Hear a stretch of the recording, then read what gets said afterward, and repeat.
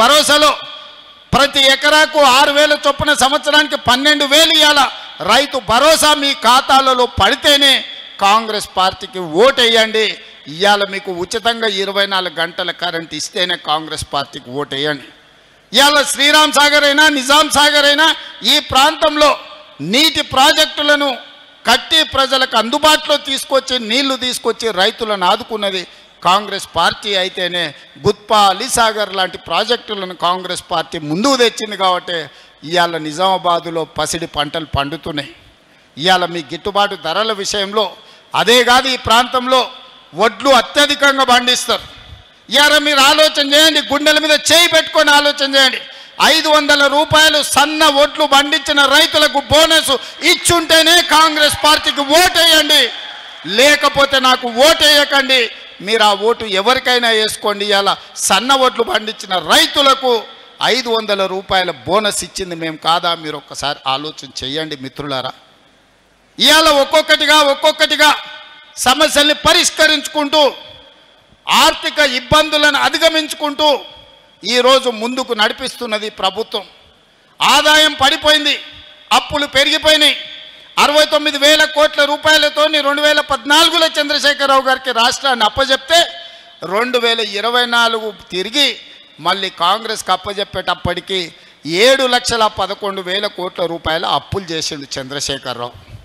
ఆనాడు సంవత్సరానికి 6,500 కోట్ల రూపాయలు అప్పు చెల్లించేది ఉంటే ఈనాడు ప్రతి నెల 6,500 కోట్ల రూపాయలు నేను అప్పు చెల్లిస్తున్న. సంవత్సరానికి 75,000 కోట్లు ఈరోజు కేసీఆర్ చేసిన అప్పులకు అసలు మిత్తి నేను కడుతున్నా.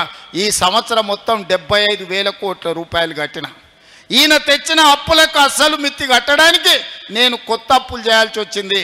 60,000 కోట్ల ఇప్పుడు అప్పు చేసి ఇంకో 15,000 కోట్ల రూపాయలు నేను సంపాదించింది కలిపి చంద్రశేఖరరావు చేసిన అప్పుకు నేను కప్పం కట్టిన 75,000 కోట్ల రూపాయలు.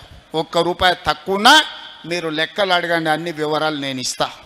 ఇవాళ చంద్రశేఖరరావు మనల్ని అప్పుల కుప్పగా తయారు చేసిన రాష్ట్రాన్ని పరిష్కరించుకుంటూ ఒకటొకటిగా పరిష్కరిస్తూ ముందుకెళ్తున్నా.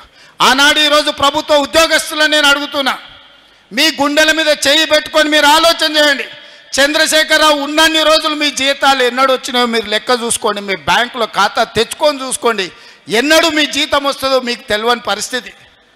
1 తారీఖు నాడు మీరు తెచ్చుకున్న అప్పులకు బ్యాంకులకు కట్టాలి, పాల పైసలు కట్టాలి, పిల్లల బడి ఫీజులు కట్టాలి, ఇంటి కిరాయి కట్టాలి. ఎన్నడన్నా చంద్రశేఖరరావు ముఖ్యమంత్రి ఉన్నంత కాలం మీకు 1 తారీఖు నాడు జీతాలు వచ్చినాయా? నేను కాంగ్రెస్ పార్టీ అధికారంలోకి వచ్చిన తర్వాత ప్రతి నెల 1 తారీఖు నాడు మీకు జీతాలు వస్తున్నాయా లేదా? ఎవరెవరి ప్రభుత్వ ఉద్యోగస్తులకు ప్రతి నెల 1 తారీఖు నాడు జీతాలు వస్తున్నాయో వాళ్ళు గుండె మీద చెయ్యి పెట్టుకొని జీతం వస్తే నాకు ఓటేయండి, 1 తారీఖు నాడు జీతం రాకపోతే నాకు ఓటు వేయొద్దని నేను అడుగుతున్నా ఈరోజు ప్రభుత్వ ఉద్యోగస్తులను.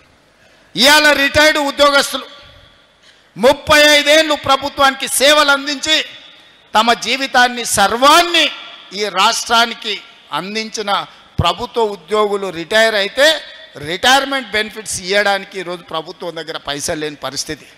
రిటైర్డ్ ఉద్యోగస్తులకు 8,000 కోట్ల రూపాయలు బకాయిలు పెట్టి చంద్రశేఖరరావు బకాసురులాగా పారిపోతే ఇవాళ 8,000 కోట్లు తీర్చడానికి ఇవాళ నా నడుము వంగిపోతుంది. ఇవాళ 8,000 కోట్ల రూపాయలు రిటైర్డ్ ఉద్యోగస్తుల బెనిఫిట్స్ ఇవ్వాలి అంటే ఒక ఆయన వస్తాడు, బిడ్డ పెన్లు ఉంది సార్, వెడ్డింగ్ కార్డు చూపించి నా బిడ్డ పెన్లు ఉంది, ఎట్లన్నా నా బెనిఫిట్స్ ఈ సార్, నేను దాచుకున్నవే కదా అని ఒక ఆయన అంటాడు. ఇంకొక ఆయన వస్తాడు, హాస్పిటల్లో నా కిడ్నీ ఆపరేషన్ ఉంది సార్, నా లివర్ ఆపరేషన్ ఉంది సార్, నా డబ్బులు ఎట్లన్నా ఇవ్వండి సార్ అంటారు.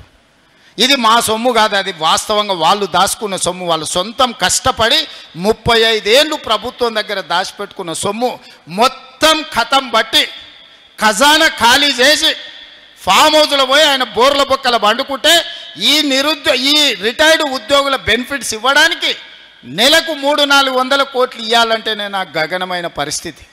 ఇవాళ నేను రిటైర్డ్ ఉద్యోగస్తులను అడుగుతున్నా, మీకు నిజంగానే చంద్రశేఖరరావు సరైన సమయంలో చెల్లించుంటే మీకు ఇన్ని కష్టాలు వస్తుండేనా? ఇవాళ అట్లాంటి చంద్రశేఖరరావు మోసం చేసిపోతే ప్రతి నెల నేను ఇవ్వడానికి ప్రయత్నం చేస్తున్నా.